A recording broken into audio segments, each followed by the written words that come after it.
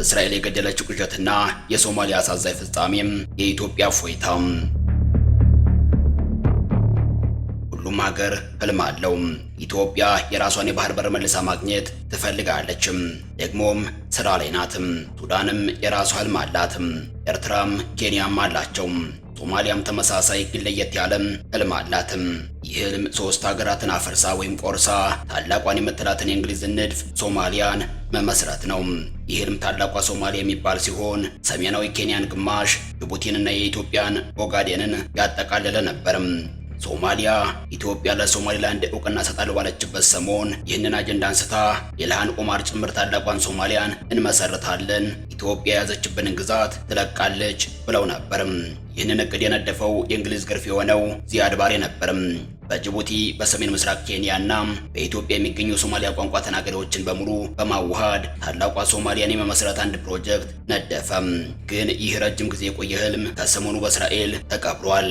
ታላቋ ሶማሊያም ወደ ትንንሽ ሶማሌዎች እየተቀየረች ትገኛለችም። በቀይ ግዛትና በጎሳ የተከፋፈለችው ሶማሊያ ቀንዷ ተሰብሯል። አሁን ደግሞ ጁባላንድ፣ ፑንትላንድና ሌሎችም ግዛቶች የሶማሊላንድን ፈለግ ሊከተሉ ተዘጋጅተዋል እየተባለ ነው።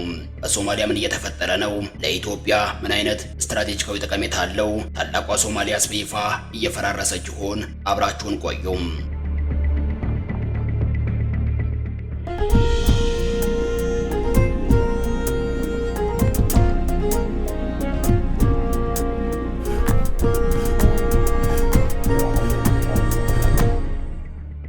የሶማሊያ ፖለቲከኞች ታላቋን ሶማሊያ ከሶስት ሀገር ቀምተን እንመሰርታለን እያሉ ሲዝቱ ኑረው አሁን ሶማሊላንድ ሀገሩና ቀንዳቸው ተሰብሯል።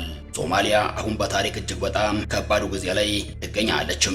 የሶማሊላንድ መንገድ የሚከተሉና የየራሳቸው ጦር ያደራጁ ክልሎች ተመሳሳይ ጉዞ ለማድረግ እንቅስቃሴ ላይ ናቸው። ሶማሌዎች ለአምስት የተከፈሉ ናቸው። ሶማሌዎች በሚኖሩበት ምድር ከአምስት መከፋፈል የጀመረው ገዢዎች በ1884 መጥተው አፍሪካን ሲቀራመቱ ነበር። የፈረንሳይ ሶማሊላንድ ትባል የነበረችው ጅቡቲ ሶማሌዎች የሚኖሩባትና ወደ ኬንያ የተካለሉት አካባቢዎች የጣሊያን ሶማሊላንድና የብሪታንያ ሶማሊላንድ የአውሮፓ ቅኝ ገዢዎች ቅርምት የፈጠራቸው ናቸው። ሶማሌዎች ከቀኝ ገዢዎቻቸው ነፃ ሲወጡ የዛሬዋ ሶማሊላንድ ቀዳሚ ነበረችም። ነፃ የወጡት ሰኔ 26 ቀን 1960 ነበር። ከሁሉም የአፍሪካ ሀገሮች ነፃ በመውጣት 12ኛ ናቸው። ዛሬ ለመፍረስ ጫፍ የደረሰችው ክፍፍልም የተጸነሰው ያኔ በቀይ ግዛቱ ዘመን ነበር። ዛሬ ሀገር የሆነችው ሶማሊላንድ ያኔ በጣሊያን ነበር ድንበሩ የተሰመረላት። ያንኑ ይዛ ነው ዛሬ በእስራኤል የሀገርነት እውቅና ያገኘችው። በፈረንጆች አቆጣጠር ሐምሌ 1 ቀን 1960 የጣሊያን ሶማሊላንድ ከቀይ ገዢዎች ነፃ ወጣች። ብሪቲሽ ሶማሊላንድ እና የጣሊያን ሶማሊላንድ በጎርጎሮሳዊው 1960 ተዋህደው ሶማሊያ ሪፐብሊክን አዋሃዱ። ይህ ማለት የዛሬዋ ሶማሊላንድ እና ሶማሊያ ናቸው።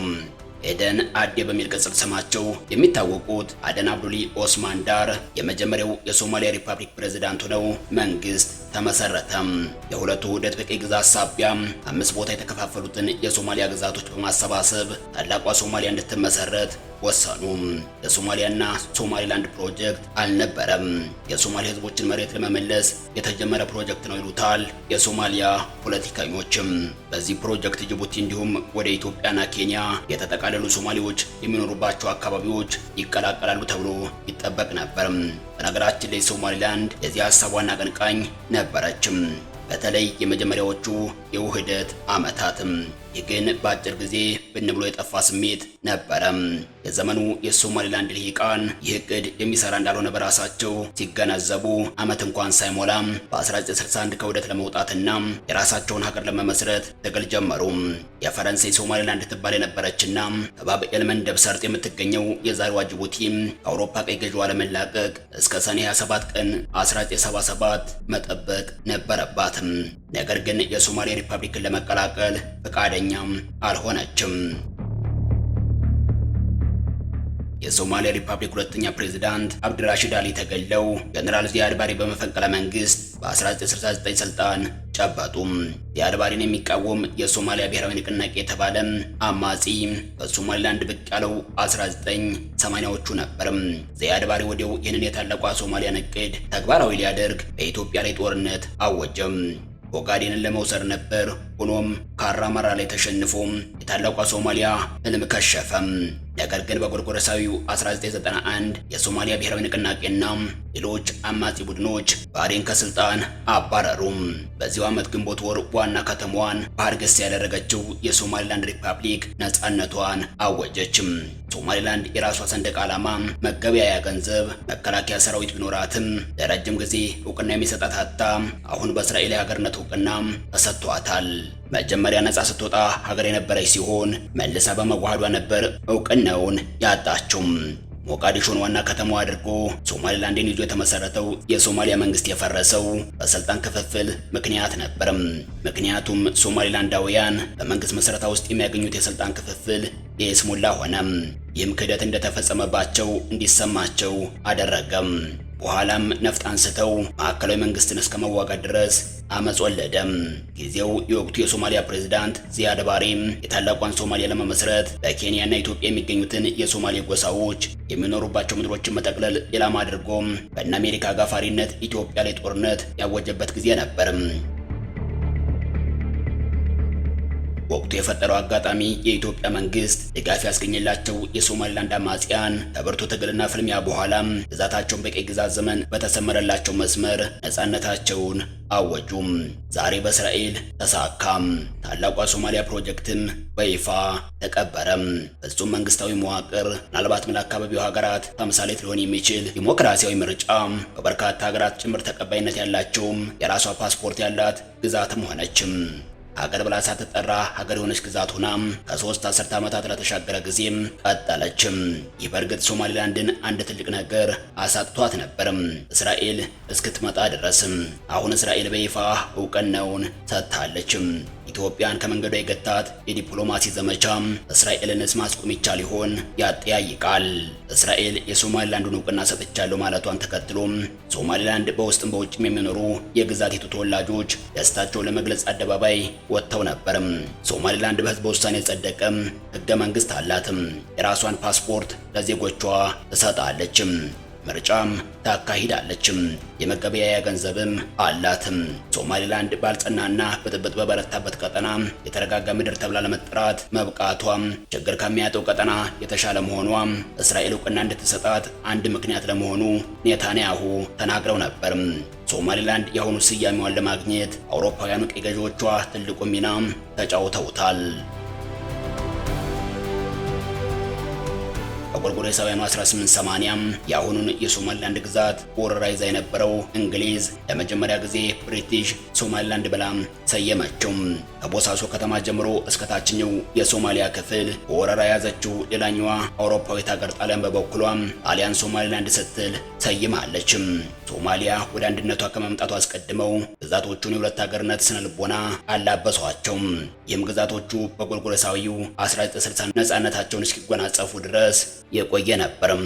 አንድ እምነትና አንድ ቋንቋ ተናጋሪ የነበረው ህዝብ በጎሳና በተከፋፈለ ስነ ልቦና ውስጥ ቢቆዩም የኋላ ኋላ የአንድነት መንግስት መመስረት የሚያስችላቸውን ስምምነት ፈርመው በኋላ መልሰው ተበተኑ። ሶማሊላንድ ከ65 ዓመታት በፊት ያገኘችውን እውቅና ለመመለስ የጀመረችው ጥረት በመጨረሻም ተሳክቷል። እስራኤል ለሶማሊላንድ የሉዓላዊ ሀገርነት እውቅና ስትሰጥ የመጀመሪያዋ የተባበሩት መንግስታት ድርጅት አባል ሀገር ሆናለችም። ይህ በእርግጥ ለሶማሊያ ዱብዳም፣ ለኢትዮጵያ ሆድ ሲያውቅ ዶሮ ማታ ዝምታን፣ ከኢራን እስከ ቱርክ ከግብጽ እስከ ኳታር ተቃውሞና የዲፕሎማሲ ሩጫ፣ ከአፍሪካ ህብረትና የመንግስታቱ ድርጅት ውግዘት፣ የልዕለ ኃያሏን ሀገር አሜሪካ ፕሬዚዳንት ዶናልድ ትራምፕ የለበጣ ተቃውሞ ቢያስከትልም የሶማሊላንድ ነዋሪዎችን ለደስታ አደባባይ ከመውጣት አላገዳቸውም። ሀገር እንደ ሀገር ሲቀበላቸው ይህ የመጀመሪያቸው ነውና በእስራኤል ጠቅላይ ሚኒስትር ቤንያሚን ኔታንያሁ ከሶማሊላንድ ግዛት ፕሬዝዳንት አብዱራህማን መሐመድ አብዱላሂ ጋር ባለፈው አርብ በስልክ ባደረጉት ንግግር ነበር እስራኤል በሶማሊላንድ በይፋ የሀገርነት እውቅና መስጠቷን ያሳወቁትም። ይህ ለ34 ዓመታት ሀገሩን አንድ ሀገር መቆጠር ለተሳናት ግዛት ከአንድ የመንግስታቱ ድርጅት አባል ሀገር እውቅና ማግኘት ምን ማለት እንደሆነ በዕለቱ በርበራ ከተማ ውስጥ ደስታውን ለመግለጽ አደባባይ የወጣው የከተማዋ ነዋሪ መመልከት ብቻውን በቂ ነው። ታላቋ ሶማሊያ ስትቀበር ሀርጌሳ በጭፈራ ደምቃ ነበርም። ሀገራት ለተገንጣይ ግዛቶች በተናጠል እውቅና መስጠት የነበረም የሀገሪቱ ሉዓላዊ መብት ቢሆንም የእስራኤል በባብኤል መንደር መገኘትና ትናንት ጎረቤት የነበረችው ኢትዮጵያ እውቅና ለመስጠት መሞከሯ ብቻ የተፈጠረባትን ትርምስ ለማስታወስ አይኑን ከፍቶ ጆሮውን አስፍቶ ጉዳዩን ባንክሮ መመልከቱ አይቀርም። ይህ ክስተት በእርግጥ አዲስ ነገር ይዞ መምጣቱ አይቀርም። እስራኤል ለሶማሊላንድ እውቅና መስጠቷን ተከትሎ ከሶማሊያ በፊት የተቃውሞ ድምጻቸውን ያሰሙት ግብጽ፣ ጅቡቲና ቱርክ ነበሩ። የአፍሪካ ህብረት፣ የምስራቅ አፍሪካ የልማት በይነ መንግስታት ድርጅት ኢጋድ፣ የተባበሩት መንግስታት ድርጅት፣ የአውሮፓ ህብረት በተከታታይ የመንግስታቱን ድርጅት የግዛት አንድነት ይከበር መርህ እየጠቀሱ የእስራኤልን እውቅና መስጠት በራሳቸው ቋንቋ ተቹም፣ ተቃወሙም አሊያም አወገዙም። ግን ሶማሊያ እስካሁን ከድንጋጤዋ አልዳነችም። ምክንያቱም የሶማሌላንድ መንገድ ለመከተል ታጥቀው የሚጠብቁ ግዛቶች አሉ። አንደኛዋ ከኬንያ ጋር የተጣላችው ጁባላንድ ስትሆን ጁባላንድ ከሞቃዲሾ መንግስታት ጋር በጠመንጃ ጭምር ስትፋለም የከረመች ሀገር ናት። ሞቃዲሾ በጁባላንድ ላይ አቅም የለውም። ሶማሌላንድን የምትጎራበተውና በአልሸባብና አይኤስአይኤስ ምሽግ የሆነችው ፑንትላንድም በተመሳሳይ የሶማሌላንድን አቅጣጫ እየተከተሉ ያሉ ናቸው። ነገሮች በዚህ ከቀጠሉ ሞቃዲሾ በአልሸባብ እጅ ወድቃ የሶማሊያ ፍጻሜ ሊሆን ይችላል። ሶማሌላንድ ግን ሀገር ሆናለችም። ለኢትዮጵያም ጥቅም ነው። አበቃን። መልካም ጊዜን ተመኘን።